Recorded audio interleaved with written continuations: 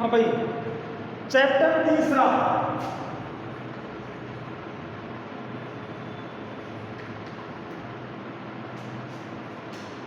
Third chapter. अब यहां से अपन चलते हैं जनरल एंट्रियों की तरफ। तो इस चैप्टर का नाम है प्रमुख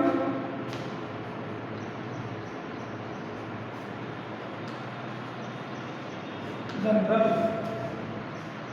जनरल का मतलब होता है कि अपन जो लेन देन करते हैं उनका लेखा करना, यानी किस प्रकार से अपन उनका लेखा करेंगे।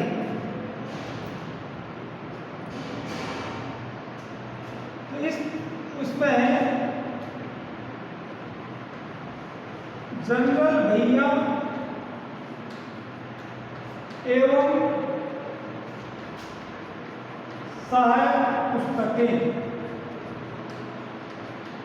या जनरल पुस्तकें या एवं सहायक पुस्तकें। तो सबसे पहले जनरल में पढ़ेंगे अपन, यानी जनरल भैया, उसके बाद सेकंड में सहायक पुस्तकें। तो जनरल जो होती है वो अपन कोई भी लेन देन करेंगे उसका जो लेखा करेंगे उसको अपन जनरल बोलते हैं। तो इसका लेखा किस प्रकार करेंगे, इसके कुछ सिद्धांत हैं, कुछ नियम हैं, कुछ कायदे। तो सबसे पहले देखिए इसमें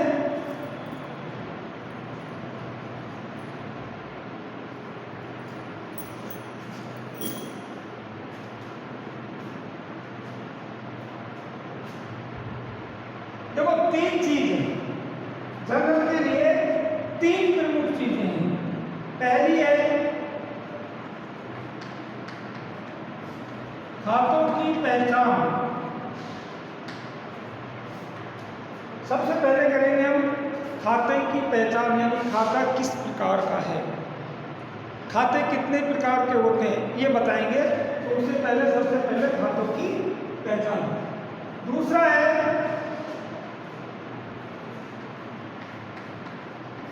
जनरल के सिद्धांत।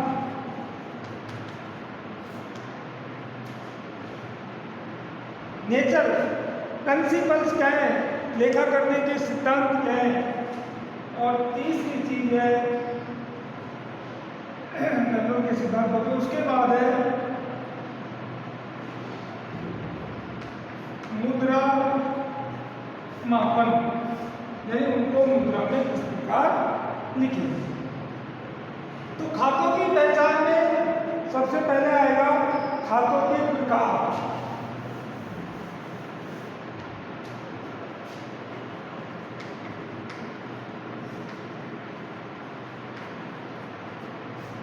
किसी भी लेन देन में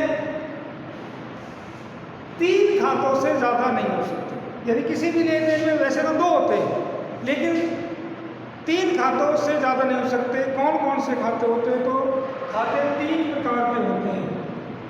नंबर एक, व्यक्तिगत खाता। दूसरा है वस्तुगत, इसका नाम वस्तुगत भी है या वास्तविक खाता।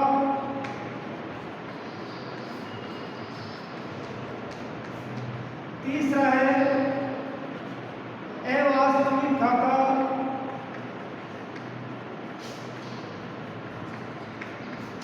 इसको अपन लाभ हानि खाता भी बोलते हैं।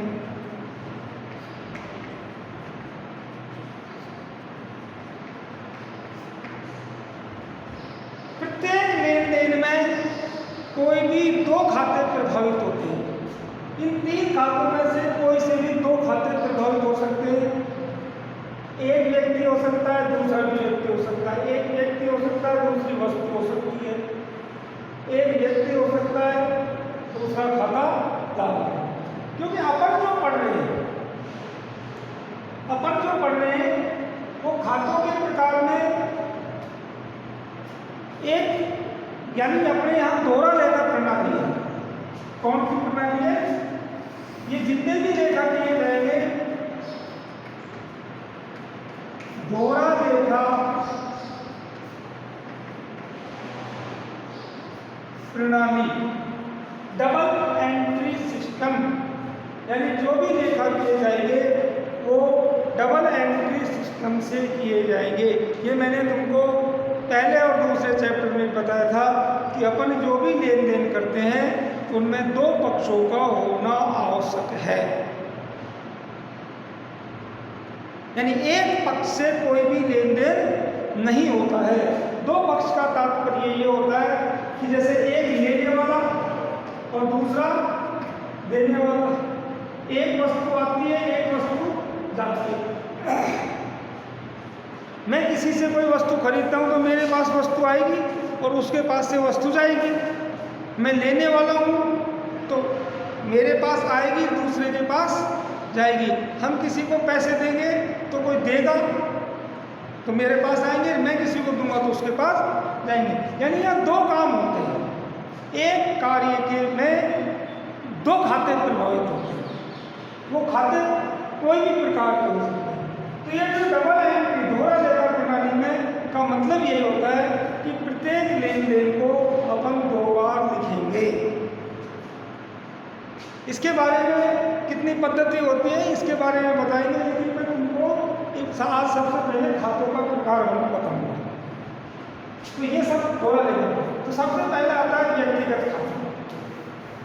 व्यक्तिगत खाते की पहचान क्या है? यानी जिस खाते में, जिस व्यवहार में कोई व्यक्ति से संबंधित कार्य होता है या व्यक्ति का संबोधन होता है या व्यक्ति का बोध होता है तो वो व्यक्तिगत खाता कहलाता है। इसमें लिख सकते हो, जिस व्यवहार में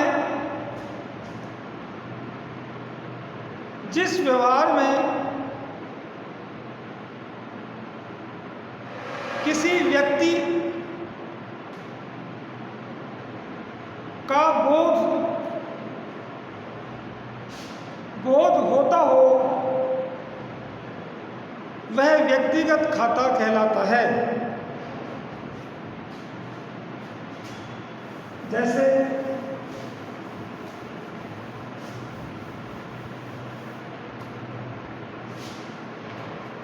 राम एक व्यक्ति है, गीता एक व्यक्ति है, किसी फर्म का नाम, किसी संस्था का नाम, ये व्यक्ति है। जैसे मान लो आपका गुप्ता किराना स्टोर है,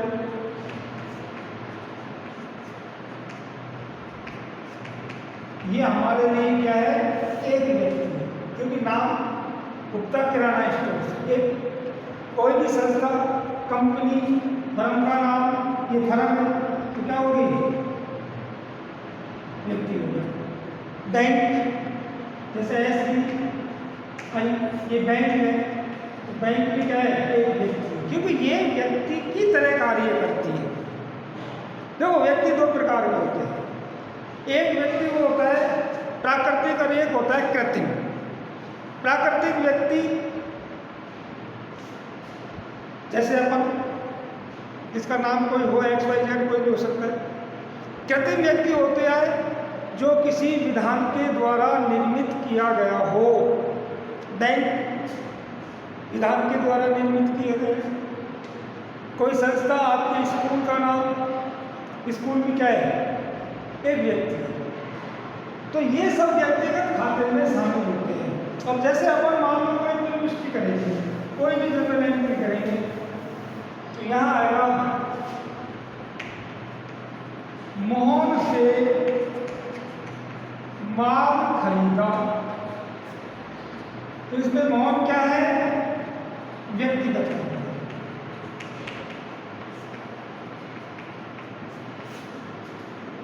और खाते देखिए मोहन कैसा खाता है? व्यक्ति। अपन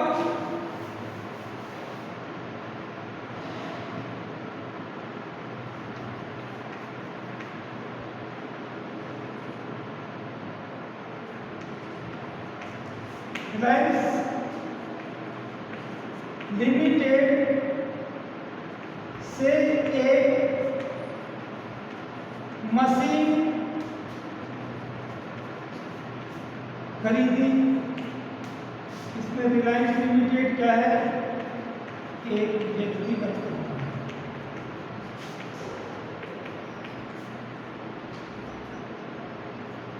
पीएनबी बैंक में 10,000 रुपये जमा कराए। पीएनबी बैंक क्या है, एक व्यक्तिगत। तो ये जितने भी नाम आते हैं, जितनी भी संस्था होती हैं, फर्म होती हैं, कंपनीज होती हैं, ये सब क्या आती है, व्यक्तिगत खाते में। तो इसमें लिख लो, जैसे व्यक्तिगत खाते में कोई भी नाम हो, XYZ भी हो सकता है। X नाम है, Y नाम है, Z नाम है, A नाम है, B नाम है, C नाम है, ये सब नाम है हमारे लिए। तो व्यक्तिगत खाते में दोनों प्रकार के व्यक्ति आते हैं, कृत्रिम और प्राकृतिक। दूसरा खाता आता है वास्तविक खाता।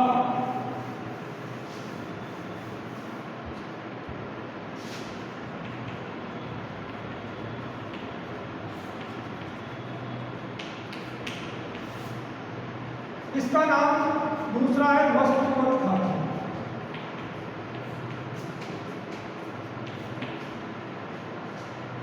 जिस खाते में किसी वस्तु का बोध होता हो, जिस खाते में किसी वस्तु का बोध होता हो, जिस खाते से ऐसा लगता हो कि कोई वस्तु का संबोधन हो रहा हो, वो कैसा खाता है, वस्तुगत या वास्तविक खाता। जैसे मशीन क्या है, एक वस्तु है। फर्नीचर क्या है, एक वस्तु है। भवन क्या है, एक वस्तु है। अलमारी क्या है, एक वस्तु है। आपका स्टूल मेज है, आपका मोबाइल है, आपका कंप्यूटर है, आपका पंखा है, आपका AC है, ये सब किस में आते हैं, वस्तु में आते हैं। और एक सबसे महत्वपूर्ण चीज आती है रोकड़, कैश, ये भी वस्तुगत खाता है। कैश को अपन वस्तु मानते हैं। वस्तु क्यों मानते हैं, क्योंकि एक ऐसी वस्तु है जिसके बदले में हम कोई भी अन्य वस्तु खरीद सकते हैं, इसलिए इसको वस्तुगत श्रेणी में माना गया है। बस केवल इसमें एक पावर होती है, ये तुरंत यानी ये लिक्विड है, तुरंत इसको किसी भी चीज़ में परिवर्तित कर सकते हैं, और जो वस्तु में इनको अपन तुरंत परिवर्तित नहीं कर सकते, बदल नहीं सकते।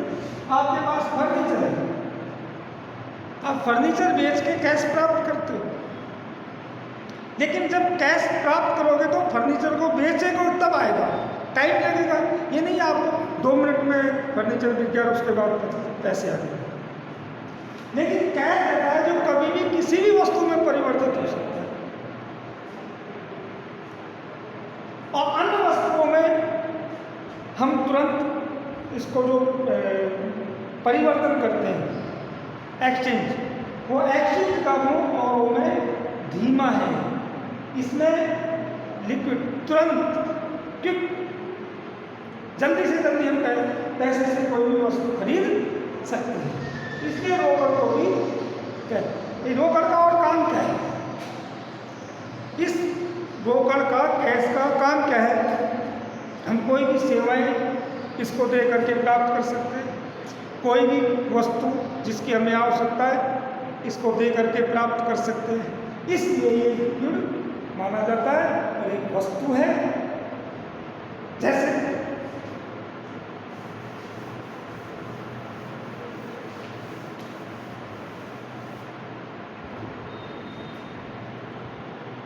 शाम को 5,000 रुपये का नगद भुगतान किया,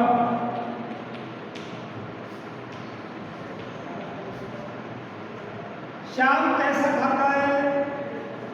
व्यक्तिगत खाता।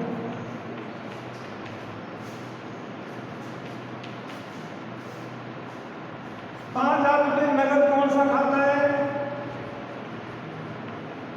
वस्तुगत खाता।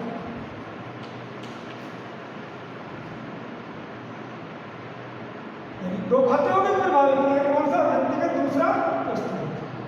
तो 5,000 रुपये हमारे लिए वस्तु है और श्याम हमारे लिए व्यक्ति है। तीसरा खाता है, इसमें लिख सकते हो आप, और तीसरे में अवास्तविक खाता।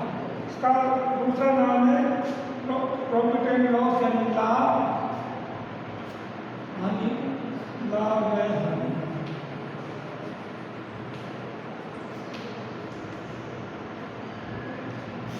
जिस कार्य से लाभ या हानि प्रभावित होते हो उसको अवास्तविक खाता कहते हैं। या तो इस ऐसे कार्य से लाभ होगा या ऐसे कार्य से हानि। जैसे आपने वेतन चुकाया,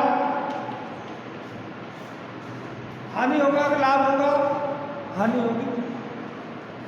ब्याज प्राप्त किया,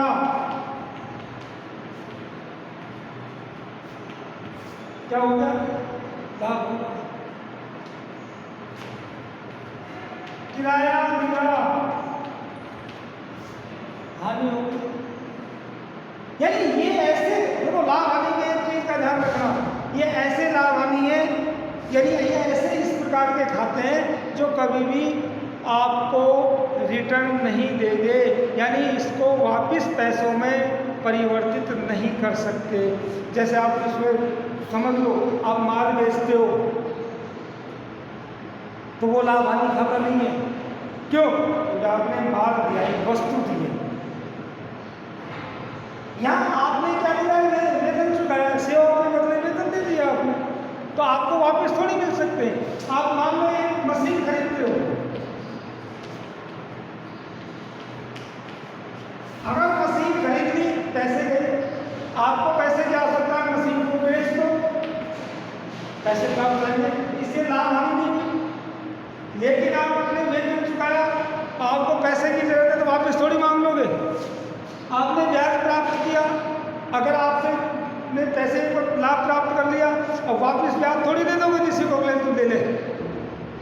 हम केवल उन्हीं चीज़ों को लाभ हानि खाते में मानते हैं जिनसे लाभ या हानि प्रभावित होते हो। जैसे एग्जाम्पल मैंने दिया,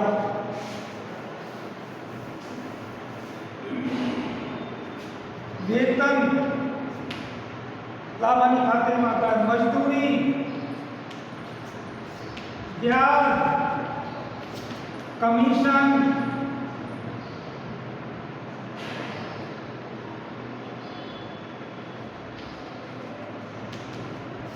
किराया, भाड़ा,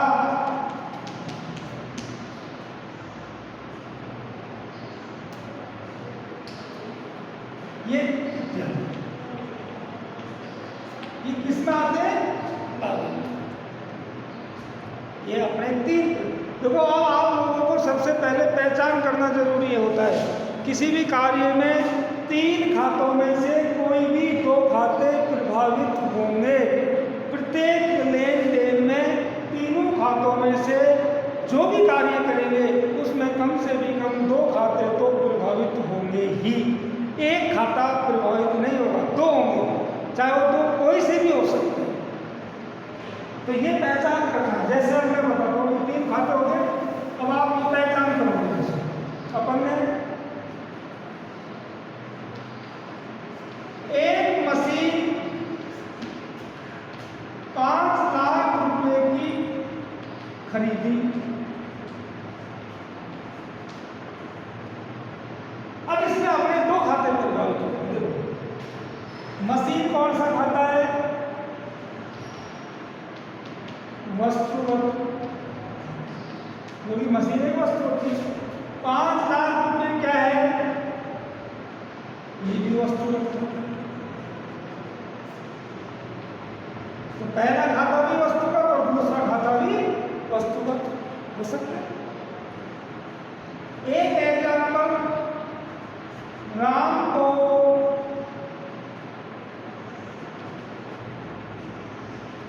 50,000 रुपये नकद चुकाए। इसमें कैसे कितने खाते हो गए, एक तो राम हो गया और एक 50,000 रुपये। ये कौन सा खाता है, व्यक्तिगत खाता। ये कौन सा खाता है, वस्तुगत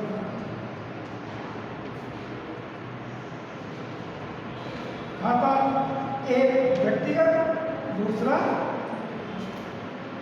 दो खाते होंगे। ये जरूरी नहीं है कौन कौन से होंगे, कोई से भी दो खाते हो सकते हैं। 3 खातों में से 2 खाते तो प्रभावित हो गए। ये नहीं है एक ही होगा, राम को बस, ये नहीं हो सकता। जब 50,000 रुपये चुकाए, ये भी नहीं हो सकता, किसी को तो चुकाएंगे ना। इसलिए 2 खाते प्रत्येक कार्य में। और एग्जाम्पल देख सकते हो,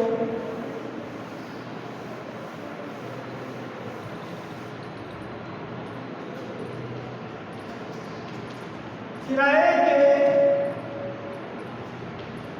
2,000 रुपये प्राप्त किए। किराया कौन सा खाता है, लाभ हानि खाता या अवास्तविक खाता। 2,000 रुपये क्या है, वस्तुगत खाता। पहला खाता ये, दूसरा खाता एक लाभ हानि, एक व्यक्तिगत एक वस्तुगत, एक वस्तुगत दूसरा भी वस्तुगत, एक व्यक्तिगत दूसरा भी व्यक्तिगत। कुछ भी हो सकता है लेकिन होंगे 2 खाते। ये सबसे महत्वपूर्ण चीज है। अब हम जब जर्नल एंट्री करेंगे तो ये पहले सबसे पहले खातों की पहचान, फिर खातों का नियम। ये 2 महत्वपूर्ण चीज है। अब इनका नियम क्या है,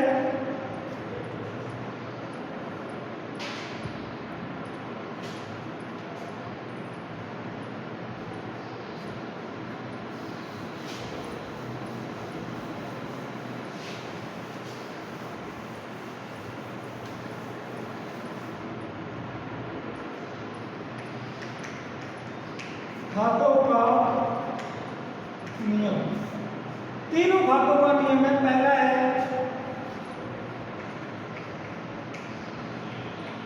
व्यक्तिगत खातों का नियम, यानी जब जर्नल एंट्री करेंगे तो व्यक्तिगत खाते का नियम क्या होगा, केवल 2 ही चीजें, पाने वाले व्यक्ति को दिया डेबिट, इसको बोलते हैं हिंदी में नाम पक्ष। जो व्यक्ति प्राप्त करता है उसको डीआर करेंगे और देने वाले व्यक्ति को सीआर जमा।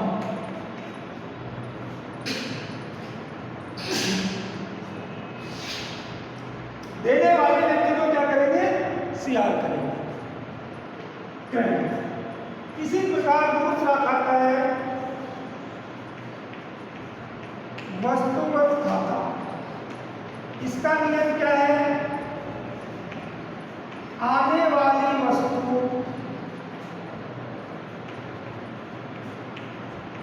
को दिया डेबिट यानी नाम, और जाने वाली